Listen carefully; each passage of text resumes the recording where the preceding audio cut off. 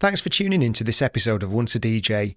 If you'd like to support the show, then head to onceadj.com/support to find out how you can help. If you'd like to get in touch with any feedback or suggestions, email onceadjpodcast@gmail.com. Once a DJ is produced by the good people at Remote Control. If you'd like to find out more about working with them, head to remote-ctrl.co.uk. Time for the show.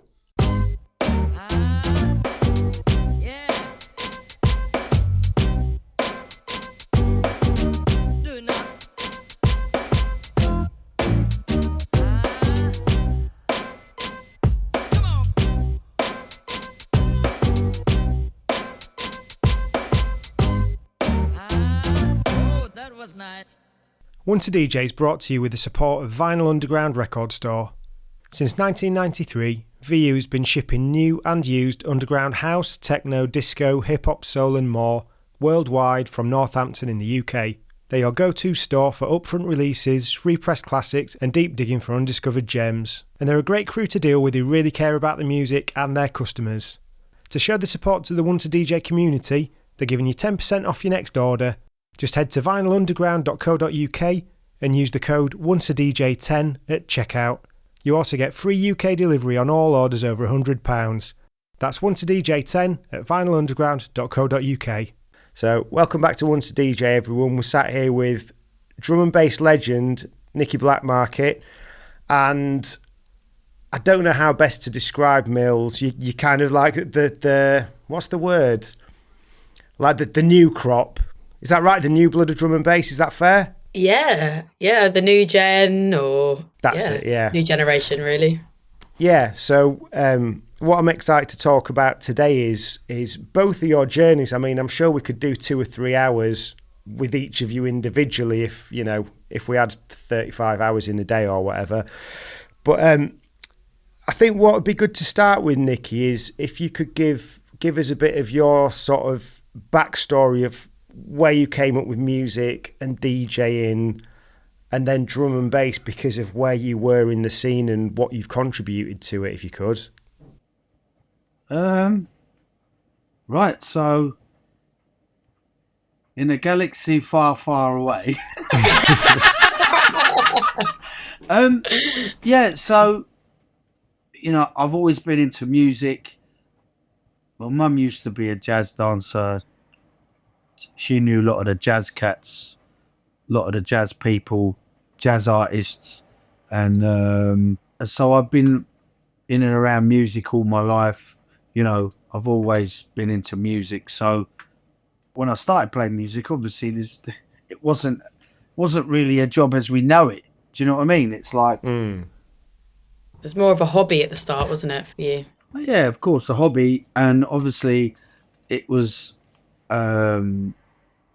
it wasn't like as we know it is now, and so the whole drum and bass thing, you could say, really unknowingly, I was going in that direction without even knowing it.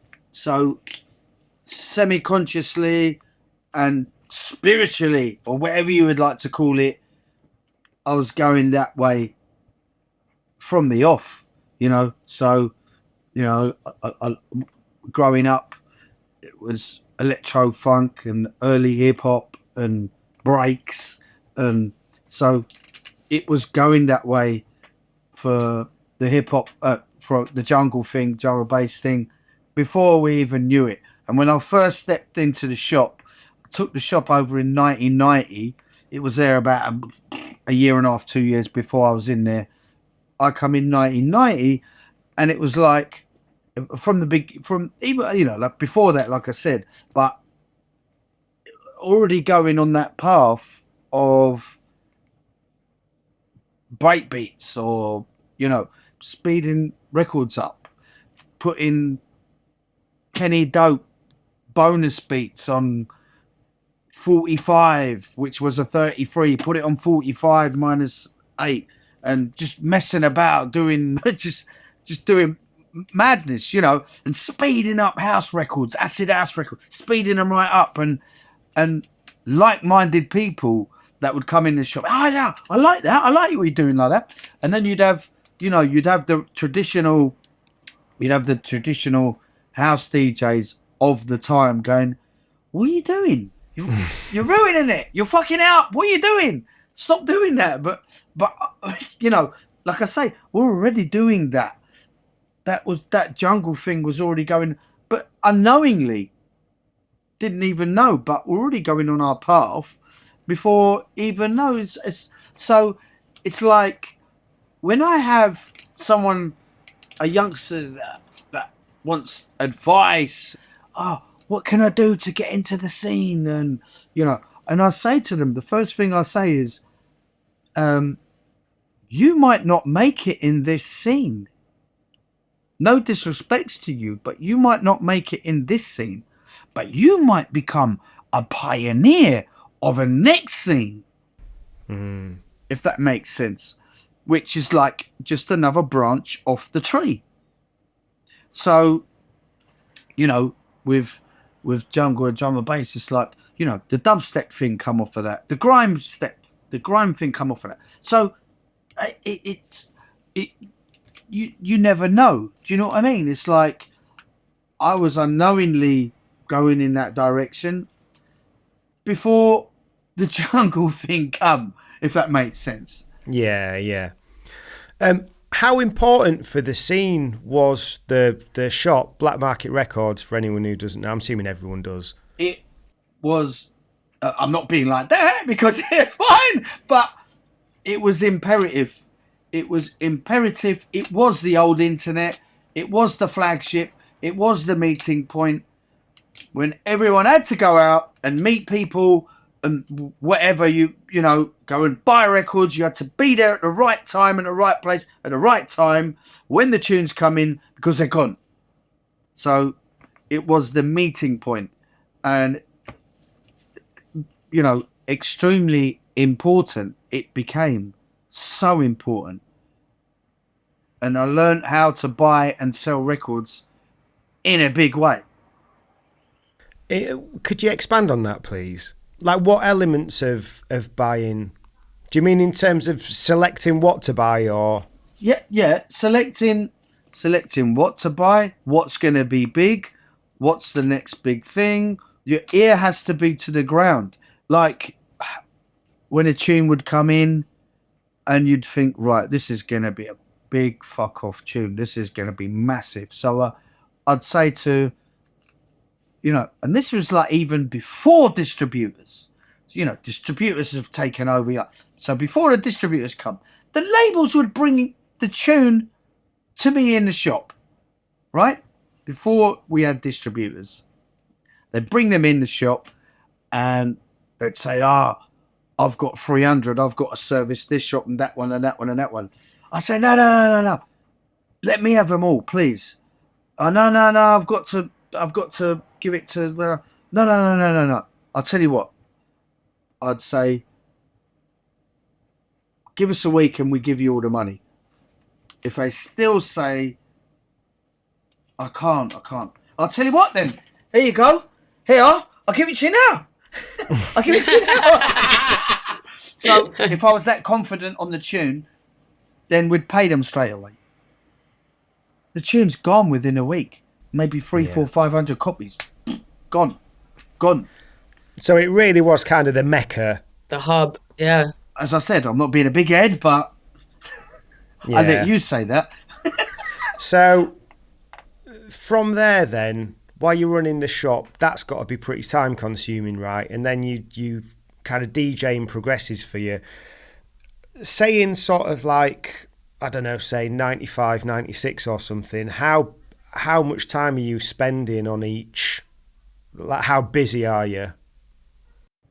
It was just full on, but at the shop, DJing, sometimes I wouldn't go to bed. I'd be out all night, literally have a shower and then go back into the shop. Weekends I didn't hardly sleep. And it was like, I didn't think of it as a chore or a thing. It's like when I went into the shop, it wasn't like Now, think about it now. You're gonna go into business with someone, and you do a 4-year, 5-year plan, and there weren't none of that back then. It was like, let's just see where. Oh, this is fun. Let's see where it takes us. And the journey ain't stopped. The journey ain't stopped yet. So it's a blessing that still doing this thing. Obviously, I haven't got the shop anymore, but still playing all over the place. And it's just such a blessing, and it's just such a great thing to see our music progress and go to different places and different levels, and it's playing it on Radio 1 daytime, and just it's incredible. How is it?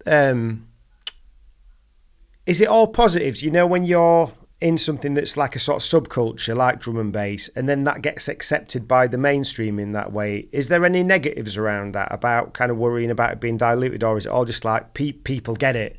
Do you know what? The thing about our music is, because it's still, and always has been and always will be, an underground scene, regardless. It's still underground. People still respect it on the underground. There's people that have made it, have blown up and made it in the mainstream, but they're still big on the underground. And that's how our scene has survived and surpassed all of times. Yeah. Cool. So, Millz. Do you prefer Millz or Millie, sorry? Either. Let's go with Millz, because I think, yeah. So, Millz, it'd be interesting to kind of hear from your perspective, your sort of earliest memories of your dad, of DJing, and that being sort of part of your life. Yeah, so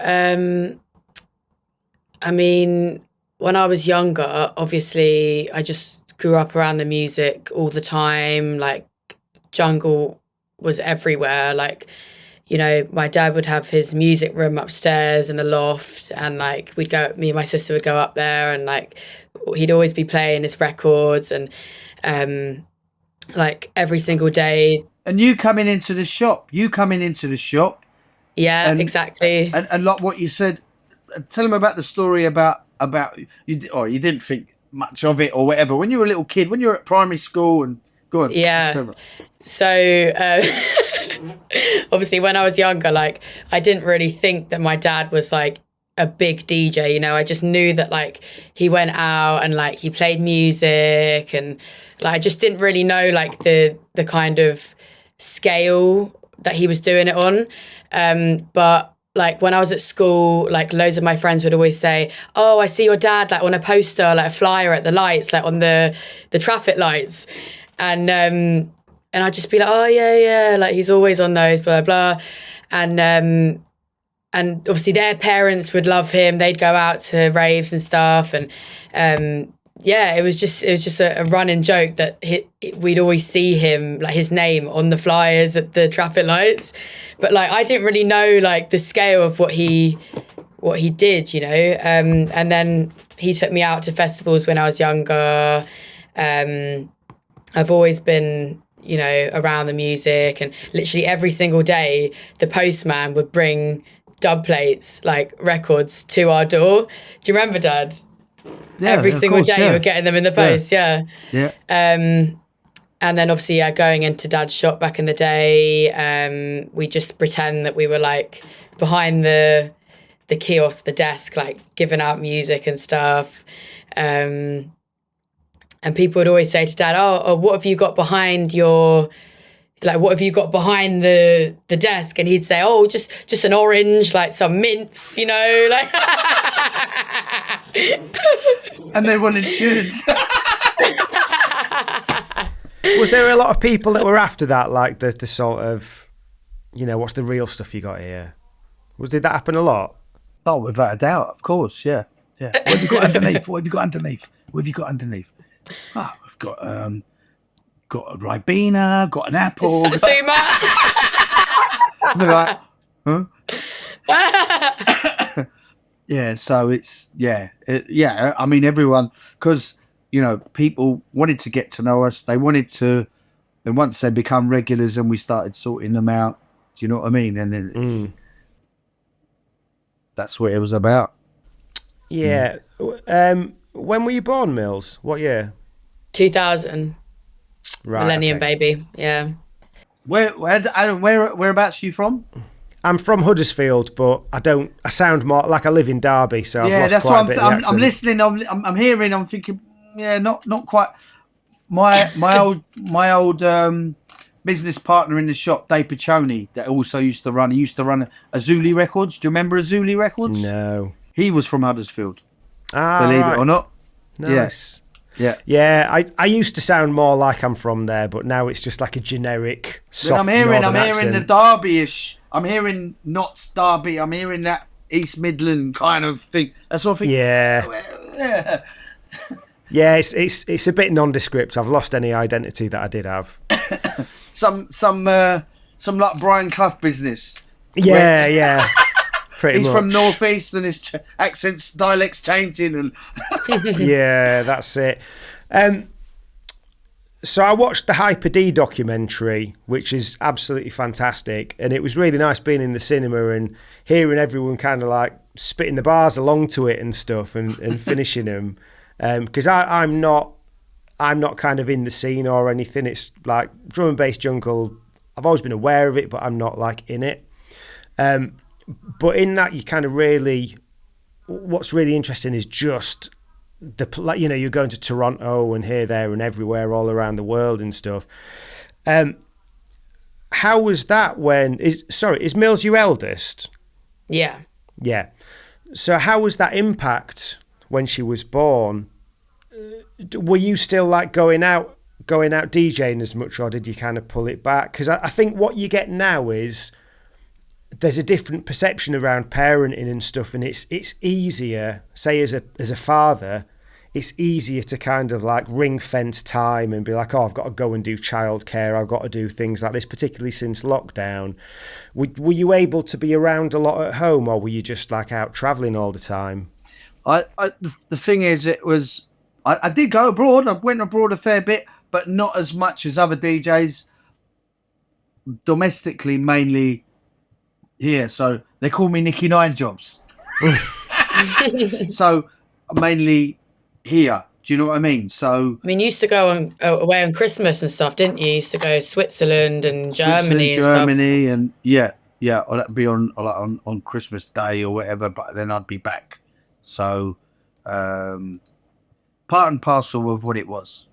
Yeah, I mean, I've got mates who work in rail that have the same thing. Of course, yeah. You know, in that it's like one Christmas day off every 8 or something. The funny thing is, what you just said about rail, I like the old trains. I like old trains and I love old trains. He's obsessed. Yeah. And there was somebody got me a day on the banana train. Do you know the banana train? Is that the tilting one? No, it's they test all the track and the overheads. So it's the yellow train, and they test all the thing. And this guy, David, the first time I met him was the Hairy Dog in Derby. Oh yeah, you know the Hairy Dog. So I'd done a gig there, and he was like, "Oh yeah, I heard you like trains. And I was like, yeah. And he's like, "Listen, I work on the test train, the banana train. I'll get you on there." I was like, "Really?" I was like, "Oh, yeah, wicked." So, I spent a day on there, and like when they're testing the track, they have to go over the track at different speeds, and then they're testing the overheads, the electrics overhead. Really interesting, really, really. So every time I see somebody that's a train spy, I say, "Yeah, I've been on the banana train." If you like trains, Derby's the place for you. Yeah, loads of rail stuff up here. Yeah, have you been up to York to the museum there? Yeah. I'm taking my little boy in a couple of weeks. I'm hoping he loves it. Oh, sure, he'll love it. That was our family day out. Always either trains, Star Wars, football. Either three. We had to do anything that Dad wanted to do. So it's nice that you guys have got this kind of the obvious common ground, and then you can tell with the other stuff. Like, does your other daughter like the same interest, Nicky, or is she quite different? I've got 5 kids altogether. Right. Okay. I should have asked that. Yeah, I've got 5 kids. Ena Blyton's. They all love. Yeah, Ena Blyton's famous 5. They all love the music. They all love the music, and my boys started to mess about. Dexter started to mess around on the deck, so you never know.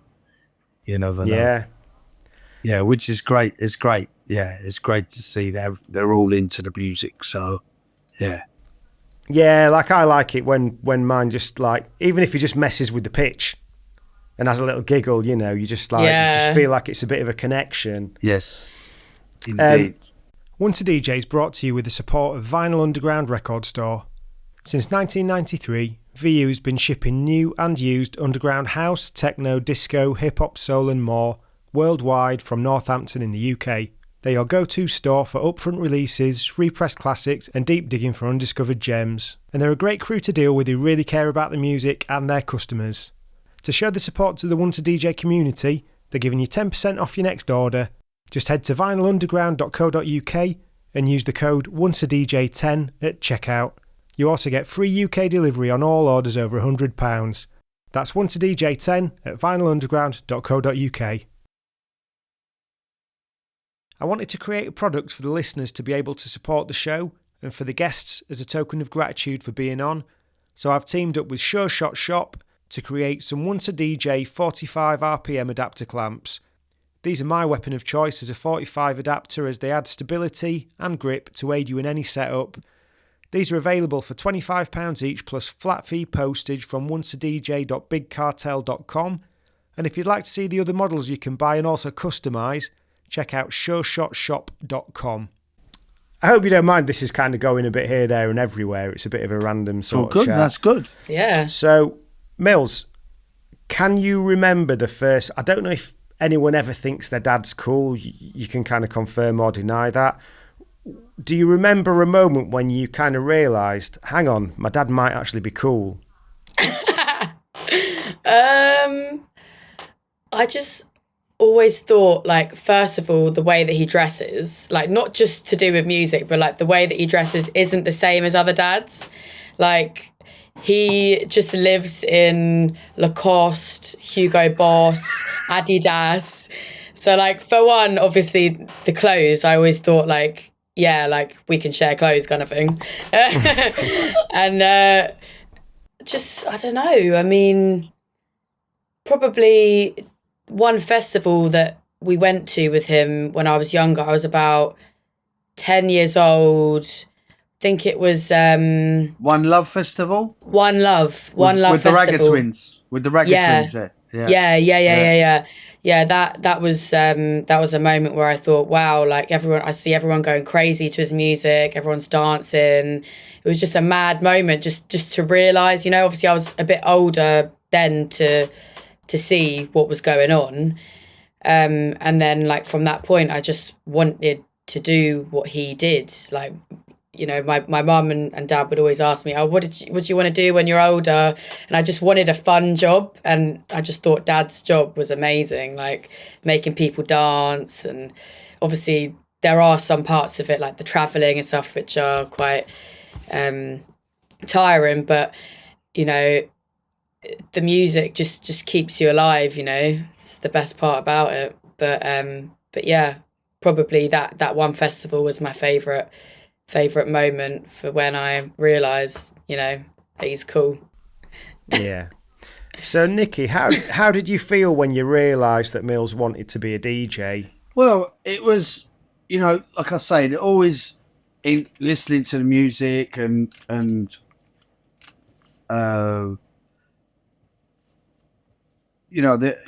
so Millie just started just before lockdown, kind of getting serious with it. And then there was one time, was we doing a stream or what was we doing? Or I think we were just playing around in the music room. And then I thought, yeah, now I think it's the right time. But you said that to me a few times and I just said, I'm not ready yet. Yeah. I kind of wanted to be confident in myself first to know that I thought I was, like, confident to play out. Like I didn't really want to go out without feeling confident enough in myself, you know, even though my dad had said, yeah, it sounds good, like you should go do something. We waited for the best time, I think, for sure. Bit like Luke Skywalker in the forest with the blindfold. The funny thing is, it's like, and I felt really scared for her. So her real big opening set was at New World Festival in Essex. Massive fuck off tent. Massive fuck off tent. Massive tent. For Epidemic. Grant Epidemic had this arena, and he gave Millie the opportunity. I thought that's just great. And the monitor was really bad. And then Millie says, "Is it normally like this?" And I was like, no, it's not. I was like, but she held it down, and she really did like mask it off. When there's a problem, a real DJ is one who can mask it off. If there's problems with the equipment, you don't just, you know, they have to get the engineer, make a big thing of it. You just get on with it, mask it off, let the people out there enjoy themselves, because that's what we are. We're everyone else's enjoyment, entertainment, and escapism. That's what we are. And they went potty. And then I just felt so kind of, you know, and it was great to see they're going bonkers. They're going absolutely bonkers in there. It was brilliant. And the nice thing is, in that gig, they did, so Grant tried out a few different things. He had me and my dad, and then Innovator and Bellyman. So Bellyman's son is Innovator. He's around my age. He tried out a few new sets that day, and then also a little guy called iBot. He was about 13 at the time, I think. And they all went really well, yeah. Yeah, got to big him up. Got a big Grant there. Yeah. Trialing out some new things, yeah. That's great though, isn't it? Kind of brilliant. Yeah, blood in the new talent and stuff. That was a really good bit of advice there about kind of, how you deal with problems as a DJ, because that's something I've not really discussed with anyone on here yet. But yeah, I'd say at the end of the day, it's all about masking off the problem. And the thing is, look, I'm coming from back in the day when, you know, the decks were fucked and the monitor was screaming at you. Back in the early 90s, the monitors didn't have any clarity. It was just, you know, and maybe that's, you know, it's occupational hazard, because I wear hearing aids now, and the hearing aids I've got are bionic. They are incredible. I play with them in, so they're so high tech that they compress the sound when I'm DJing. Yeah. And they've got Bluetooth. Nice. So, you know, it's come a long way, you know, but like I say, the monitors back in the day, like screaming at you. The decks, you got to be careful. They weren't jumping and putting stuff underneath. You were doing all this as you were going along in your set, you know, but you weren't doing all this. Stop the music. Oh, we've got, you know, it's not for the pundits to see all of that. It's for them to enjoy it. You give them the enjoyment as we are their escapism. Let them enjoy it. Yeah. We are the Pied Pipers, you know what I mean? It must be really nice, Mills, like taking up something like DJing, having had, I don't know, like 15 or 18 years of like osmosis from like one of the biggest names in the industry. Like the amount that you must have learnt about music without kind of realising over the time before you even started. She don't need any really. It's time. Time was her YTS. Do you know what I mean? Yeah. Time was her YTS. Time. Yes. Yeah. Definitely. So, is there any one key thing that you'd say would like differentiate both of your styles from each other? Like, what's the biggest difference between you two as DJs? I don't know really, because No. Millie plays old stuff as well and new stuff, and same with me. And I think it's just personal preference of if we like Selection. a certain tune or not. Yeah. Do you know what I mean? Yeah. Do Yeah. you dig in the same way, or do you both go to different places for your tunes? Both, really. I would say both. She's got her own people and her own, that people go to her, and so do I. And then it's like, I'll say to them, "Oh, can I pass this one to Millie?" And then she'll do the same with me. So it's... Is there anything that she's given you a different perspective on, sort of with DJing and stuff? Trying to be fast. Yeah, I mean, of course, there's always room, no matter who you are and how old you are, there's always room to learn. And of course, with Millie, it's another different angle. If Millie never came about and DJing, I might not be the same person as I am right now, like playing music. So, yeah, always learning process, always. Yeah. So when you say about being fast, Millie, what do you mean? I meant mixing, as in like, just, I think now, say like, for example, like 20 years ago, like people would play the tune right to the end, but nowadays, like in their set, they'll play like 16 bars or 32 bars and then switch it to a new track or mix it in. So like that's something that I like to do, like just to keep it more fast paced, so that the crowd nowadays, I feel like the younger people, they get bored quickly. Do you know what I mean? They get bored of hearing the same thing for a long time. So yeah, I mean, I did IT at uni as well. So like, I'm always kind of showing my dad like new stuff, new techie bits and whatever. That's really interesting though, about like, because I was having a chat with someone yesterday on a totally unrelated topic around how younger people do seem to get bored a lot quicker now, and with social being, our content's all throwaway and stuff like that. Remember, we are living in a different era now. So regardless, like it or not, you've got to get with the program. Doesn't matter. You have to get with the program. Stop moaning about it and just get with the program. Everybody's different. We just got to get with it. Just go with the flow. Yeah. Do you think that, like, kind of with Millie and DJing together and stuff, has it kind of given you more of an awareness of that? And like, because if you're someone that's going out and you're not kind of like sort of chatting to young people and stuff, you might kind of lose that perspective. He always does. Yeah, he's really good with that. You have to. It's important. You have to, because, things changing so rapidly. The music's changing. Everything moves. Everything moves quickly. Yeah. And now it moves even quicker today. So you got to be on the button. Yeah. Yeah.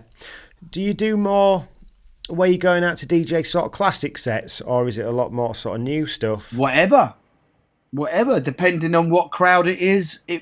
Isn't that right, Millie? Yeah, definitely. Doesn't matter who, it could be an older crowd. It could be an older crowd that still likes new stuff. It could be an older crowd that are all back in 95. It's a 95 kind of. So there's all different scenarios, which is great. And I feel that I feel so blessed that I've got that time of eras behind me, and that I could share with Millie. Yeah. The good thing about you is that you've always gone with the times. Like, that is your motto. Stay with the times. Like, he's literally gone through every single like kind of subgenre. I am Doctor Who of the music scene. And that's why I'm you're Doctor still Who relevant. of jungle. That's why you're still relevant. You're still playing all these young jump up things. I think all of us from years ago, back in the day, and still relevant today, we're all kind of like that Doctor Who's of the jungle. Yeah. Do you know what I mean? And it's yeah, it's important. It is important. Yeah, like being accepting of change, because change is just inevitable, isn't it, in everything in Yeah. life? Got to be. Look, I mean, it's like when the whole leaving vinyl, I thought I was having a nervous breakdown. It was alien to me to go on to CDs. It was absolutely alien to go on to CDJs. At the beginning, I was like, how the fuck am I going to get used to this? And I'm thinking, no. We're humans. We develop with change. That's what we do. Yeah. Our brains are up there. We just got to learn, accept. That's the word, accept change.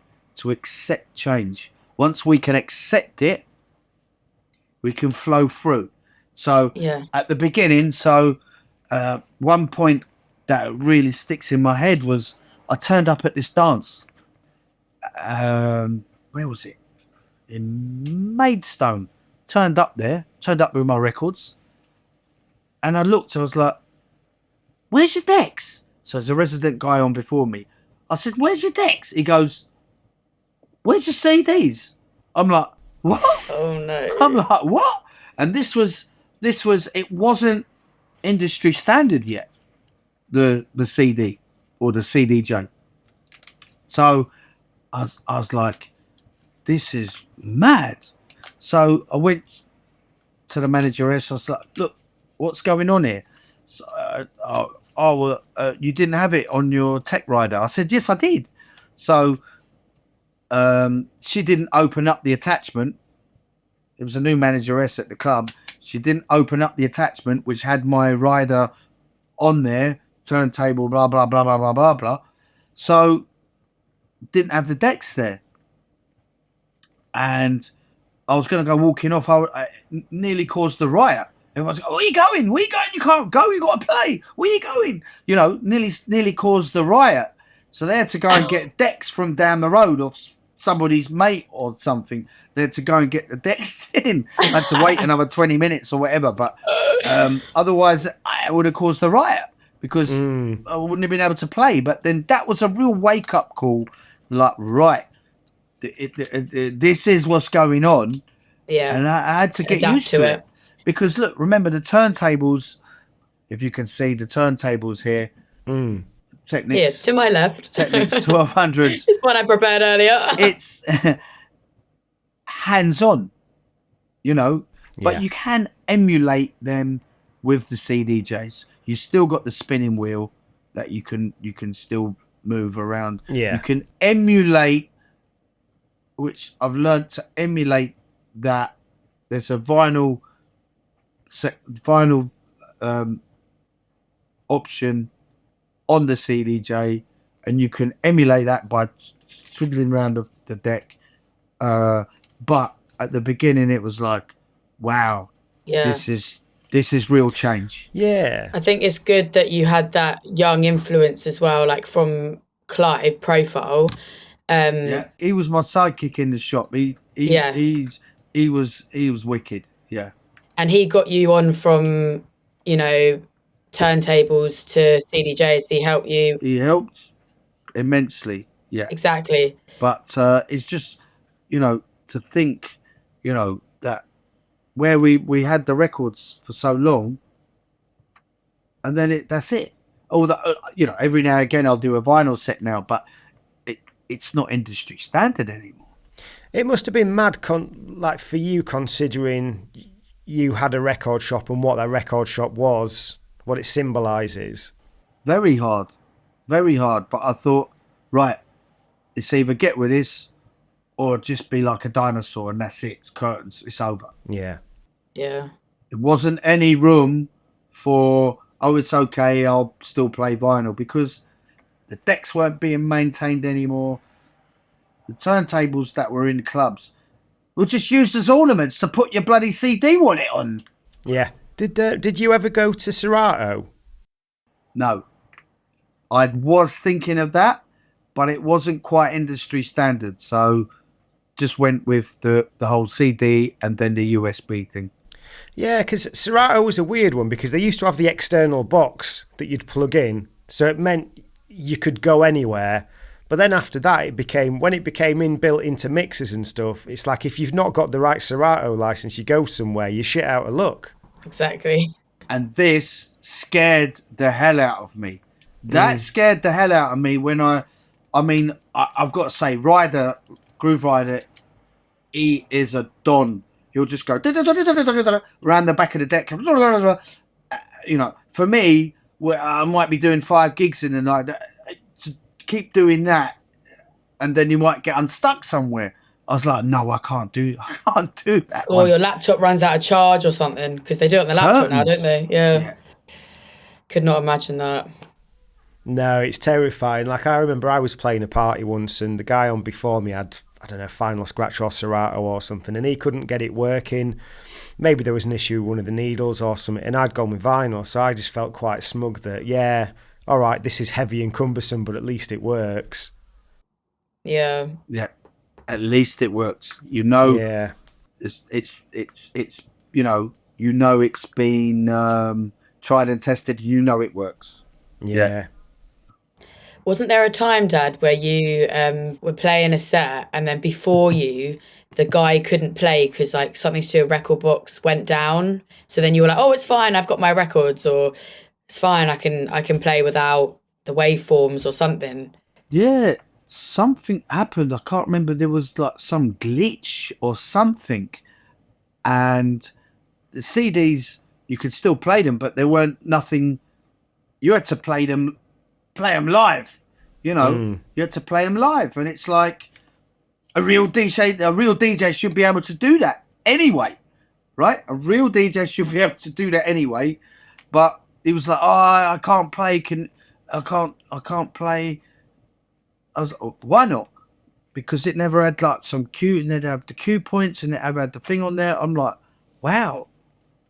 It crashed or something happened. There was some glitch in whatever it was, and it all went down. And then just had to play it live, just run it in live, and that's what it is and should be. Yeah. Yeah, it's kind of it's gone on to being something else now, DJing, hasn't it? It's like controllerism.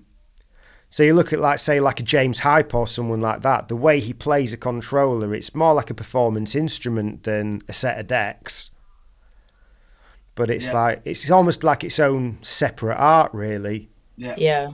Once a DJ is brought to you with the support of Vinyl Underground Record Store. Since 1993, VU's been shipping new and used underground house, techno, disco, hip-hop, soul and more worldwide from Northampton in the UK. They're your go-to store for upfront releases, repressed classics and deep digging for undiscovered gems. And they're a great crew to deal with who really care about the music and their customers. To show the support to the Once a DJ community, they're giving you 10% off your next order. Just head to vinylunderground.co.uk and use the code ONCEADJ10 at checkout. You also get free UK delivery on all orders over £100. That's ONCEADJ10 at vinylunderground.co.uk. I wanted to create a product for the listeners to be able to support the show and for the guests as a token of gratitude for being on, so I've teamed up with Sure Shot Shop to create some Once a DJ 45 RPM adapter clamps. These are my weapon of choice as a 45 adapter, as they add stability and grip to aid you in any setup. These are available for £25 each plus flat fee postage from onceadj.bigcartel.com, and if you'd like to see the other models you can buy and also customise, check out sureshotshop.com. So I think something that's interesting, Millz, is you seem to be like really sort of on it with like Instagram and stuff like that, building your audience, communicate, like, and everything you do, it looks like you're having fun. How difficult is it? Because none of us are having fun 24/7, are we? Do correct me if I'm wrong. How hard is it to maintain something like that? I'm rubbish at social media. So I just love putting stuff out there. Like, I don't know, I just think it's quite fun, like videoing things. I've always been like quite a vloggy person, like vlogging my life, like, oh, hey, like this is what we're doing. Do you know what I mean? Like, I've always been like that since a kid. You find that fun anyway. Yeah, I love find that fun. Exactly. Even so for putting me, it together. So for Millie, it is fun. Yeah. She finds it fun doing the whole thing. She finds it fun. But trying to keep up with it, obviously there are a lot of things going on, like a lot of gigs, a lot of content, all this kind of stuff. For me, I like planning things. So I've got like a bank of stuff that I've got in my drafts on Instagram or whatever. And then just kind of like set a day, like at 6 o'clock on Tuesday or something. I'll post it then or whenever. I like doing, so right now I'm posting, I'm trying to post a TikTok every day, because apparently it's something to do with the algorithms. It's just, Dad, I can hear that, by the way. Sorry. Didn't mean to do that. Sorry. Always digging. Yeah. What was I saying? Yeah, it's good to plan stuff.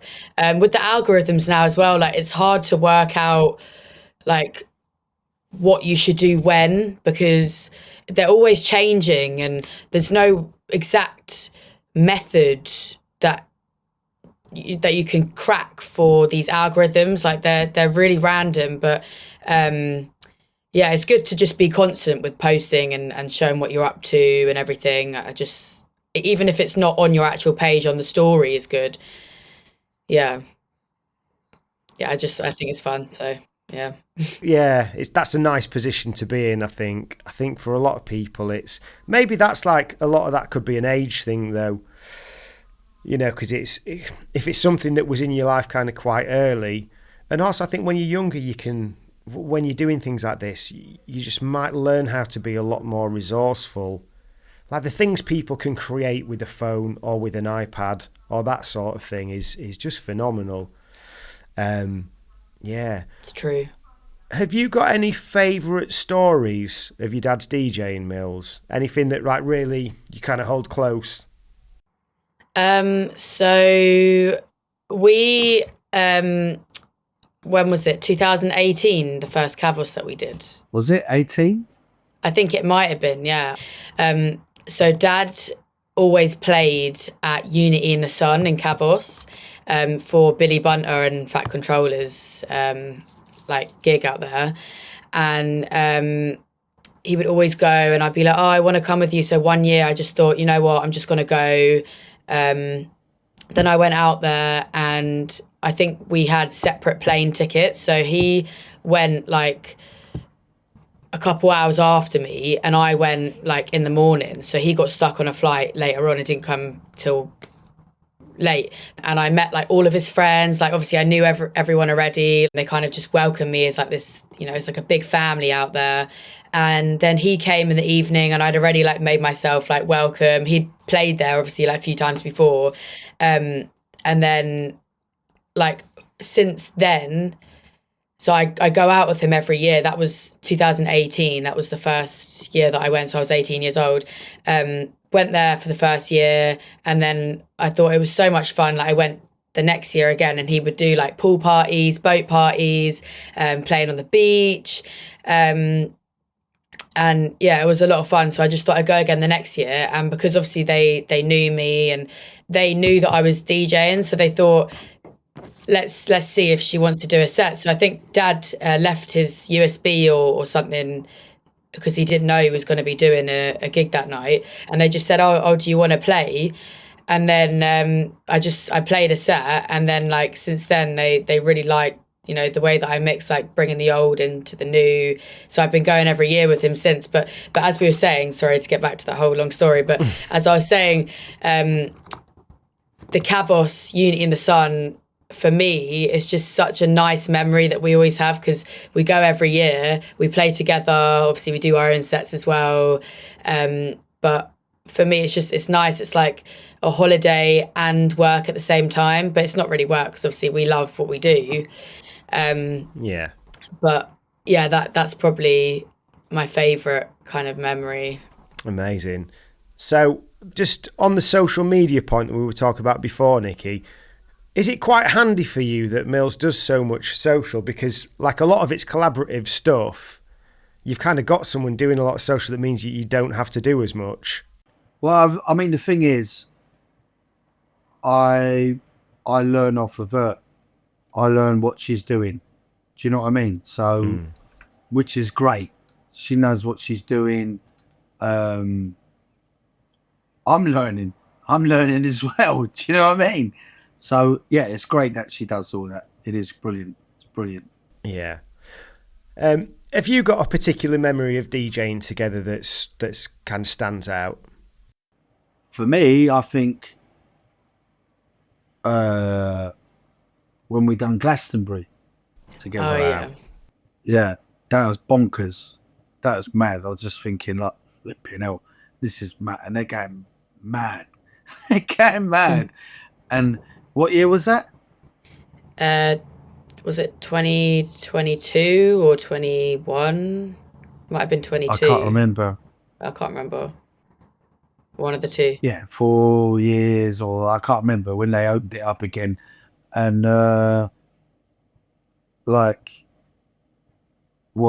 it was mad.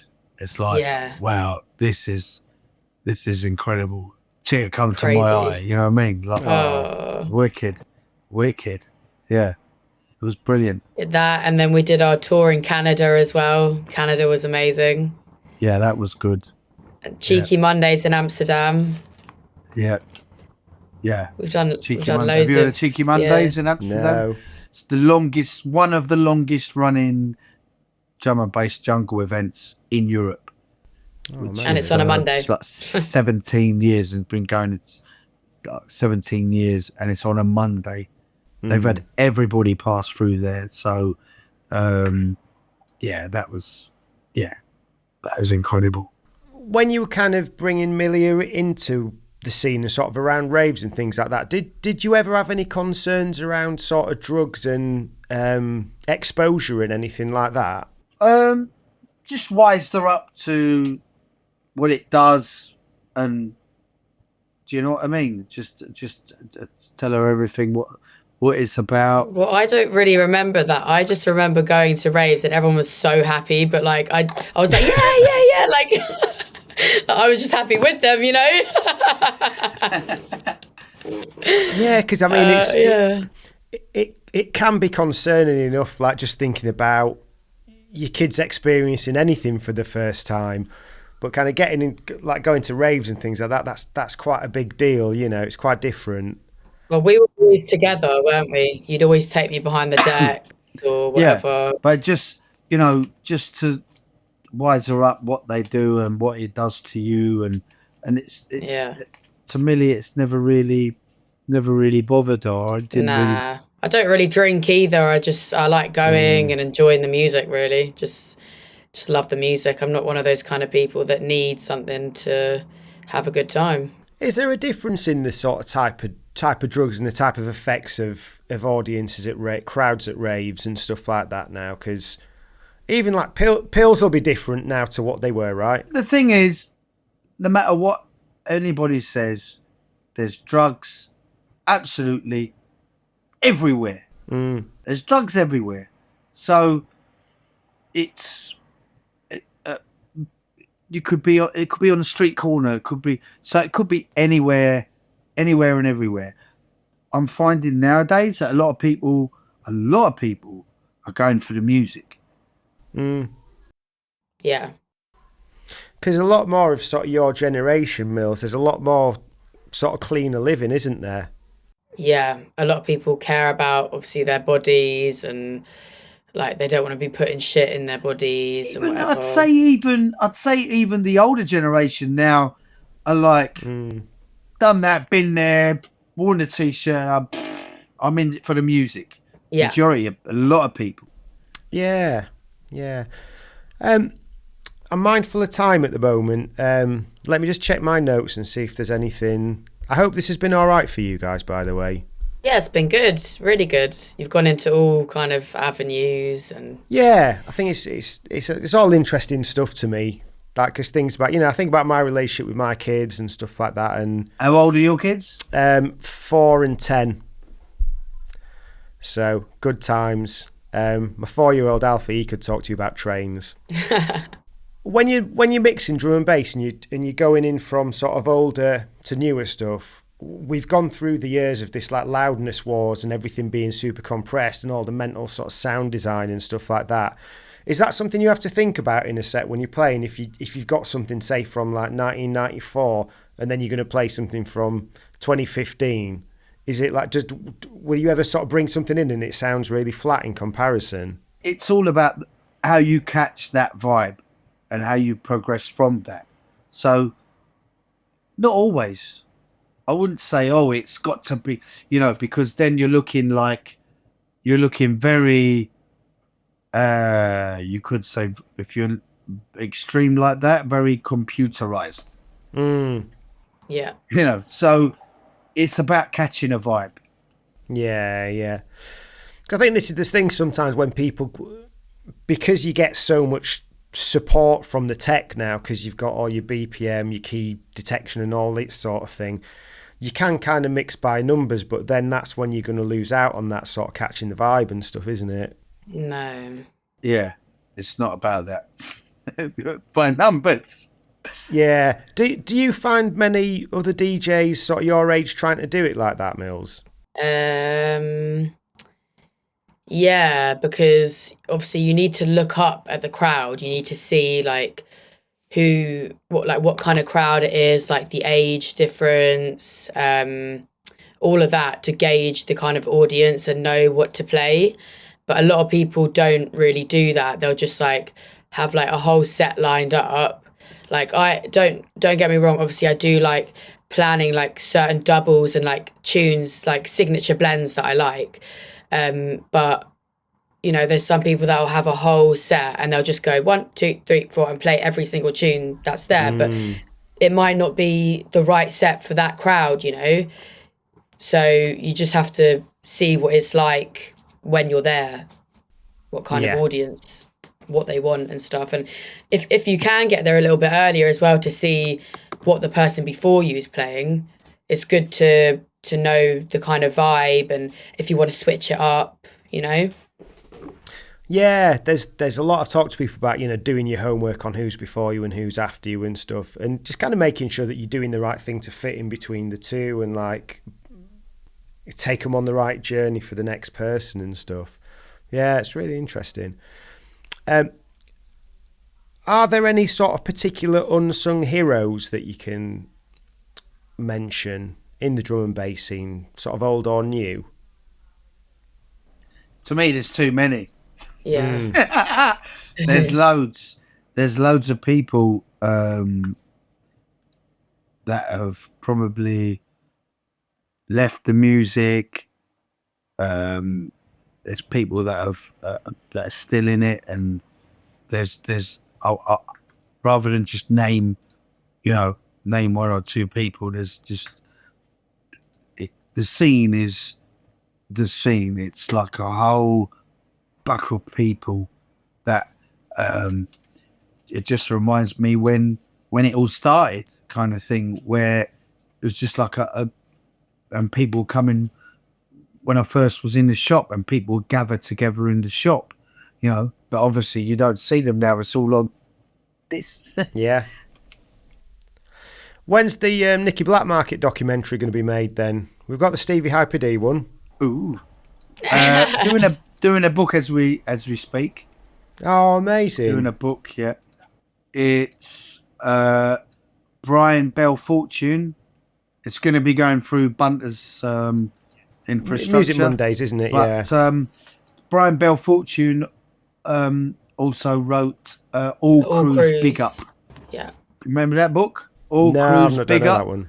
Have a look at that. All Crews Big Up, which is one of the really early books about the jungle movement and the jungle scene. Yeah. Awesome. He was also one of the original guys used to be involved with One in the Jungle on Radio 1 in the mid-90s. Do you remember One in the Jungle?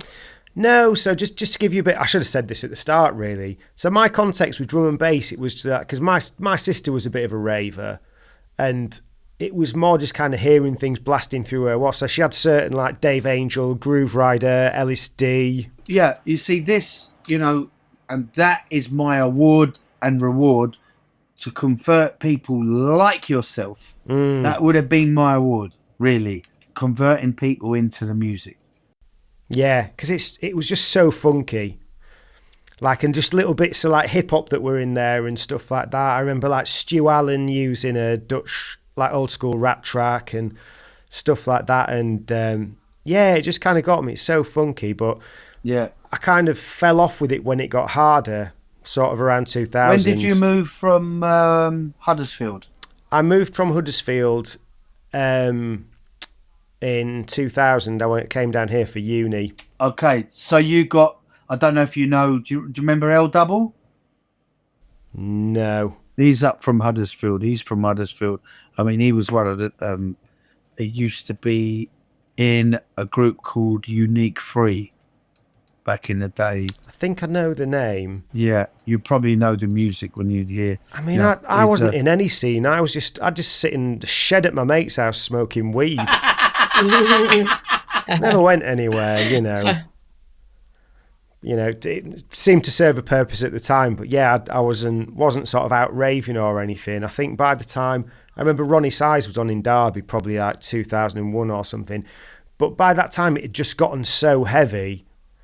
Yeah. Whereas I just preferred all the more funky stuff. Yeah, I mean, Derby, you had Simon Baseline Smith and the Technique lot.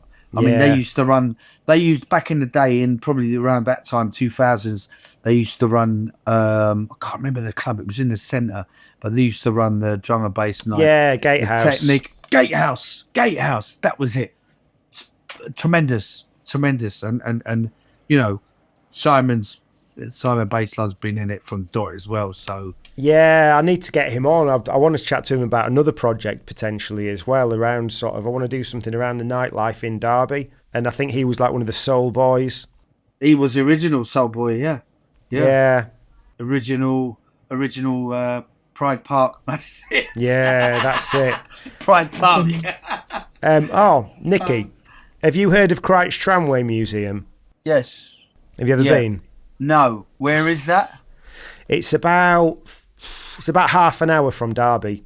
Right. Just up the A38. Was that train museum? Okay. It's trams.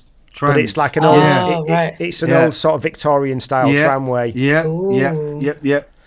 But up near there's a place called Butterley as well, just the other side of the A38, and they've got like an Can old... you send me a link? Can you send me a link to that? Yeah. Wonderful. I'll send you them, because they're both pretty inexpensive things to do, and yeah, if you're into that sort of thing, it's brilliant. They're both pretty good. History, yeah, very interesting. Yeah, it's the place for it up round here. Here in York, and Croydon.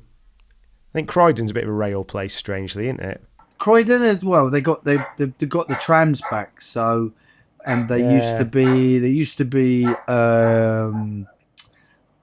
trolley buses around there as well. London Transport used to run trolley buses with the overheads. Yeah. It's mad, isn't it? Sorry, I'm totally going off on one here.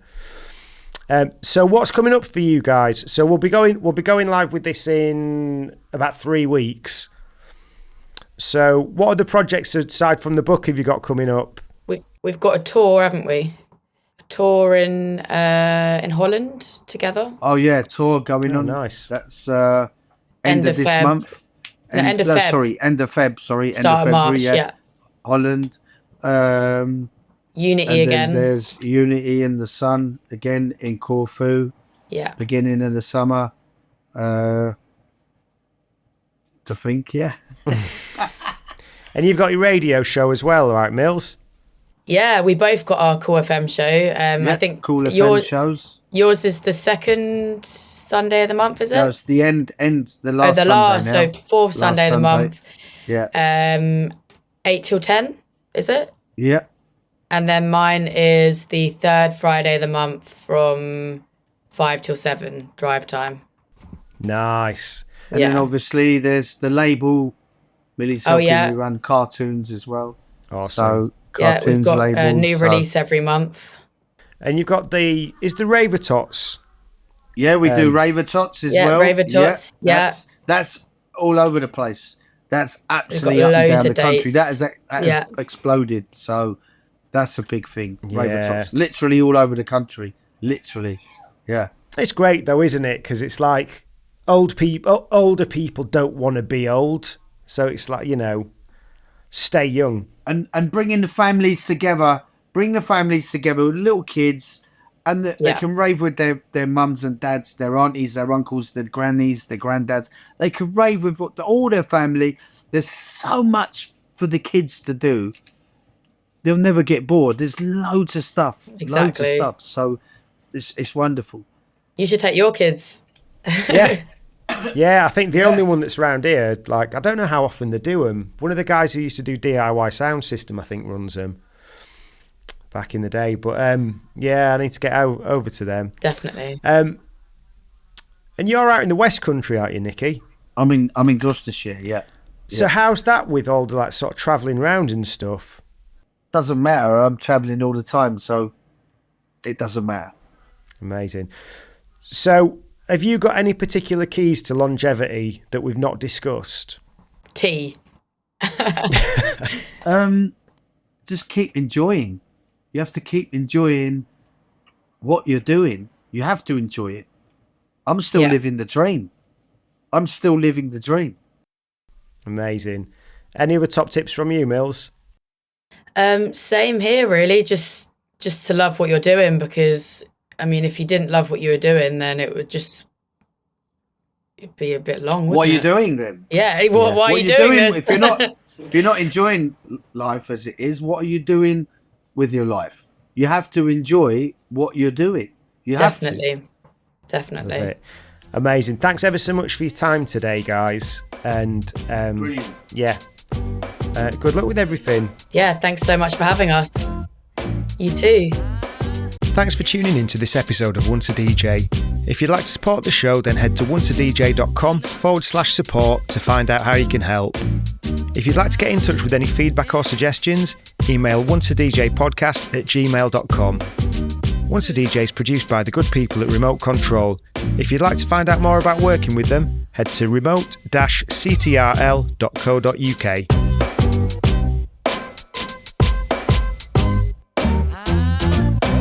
Was nice.